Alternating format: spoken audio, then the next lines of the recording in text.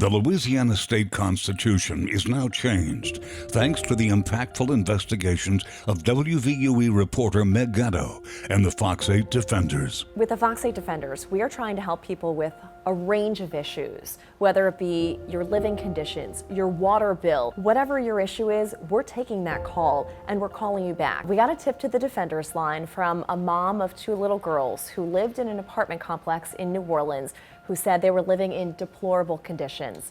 I'm talking mold in their home, the trash outside the complex just piling up. No one was really maintaining the property.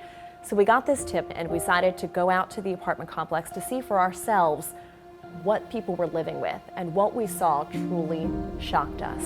Over the course of a year, Meg worked tirelessly to expose the living conditions of hundreds of tenants in 3 New Orleans area apartment complexes owned by a multi-million-dollar religious nonprofit.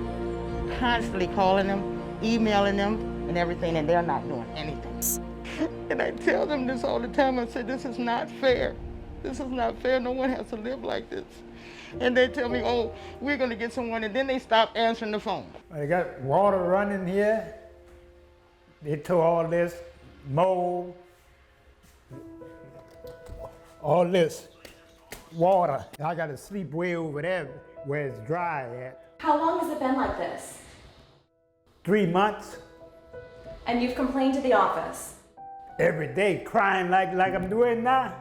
After our first report aired, the president of the New Orleans City Council saw that story. She was so moved by what we showed, she decided to go out the very next day to the site to see for herself how her constituents were living. Oh no, this is not right. This is not right. This is not right. And how long has it been like this? Since 2019. Oh my gosh. And worse since 2020. It's gotten worse. After the visit by the New Orleans City Council president to this site, she too was shocked to see that people were living with holes in their roof, with mold covering their furnishings, the walls, the carpets. In one apartment, we saw mushrooms growing out of the carpet. So the city council person who saw this said, I'm going to take action to fix this. I obviously had an up close and personal look, Meg, after you and Fox 8 did a series of stories. I was heartbroken. I was livid. Because of its nonprofit status, the owner of the complexes didn't pay a dime in taxes. It's also received state financing to help buy the 3 properties. Our stories prompted lawmakers to change that.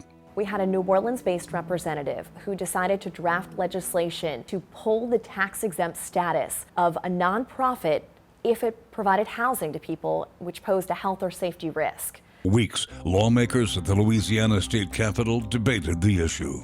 I remember seeing some of the most deplorable conditions that I've ever seen in 30 years broadcast on our news in the greater New Orleans area. The bill passed the legislature and was put on the October ballot for voters statewide to decide on. Because this was a statewide measure on the ballot, I kind of figured people up in northern Louisiana and other parts of the state didn't understand what it was about. So when it passed overwhelmingly, I might add, I was shocked, I was elated, and just so happy for the people whose stories we've had the honor to be able to tell. At the state level, to pass a measure like this, I really cannot understate how grateful we are. A change to the Louisiana state constitution to hold slumlord nonprofits accountable. To me, journalism is about helping the people, providing a voice to the voiceless. And I don't think there's a clearer example of what we've done here.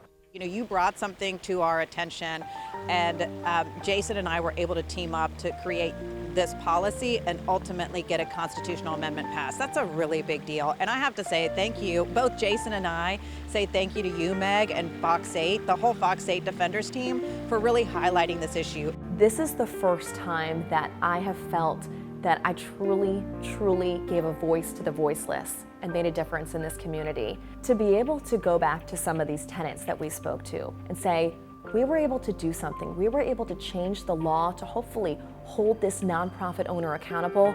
That means something. It means something to them. It means something to me.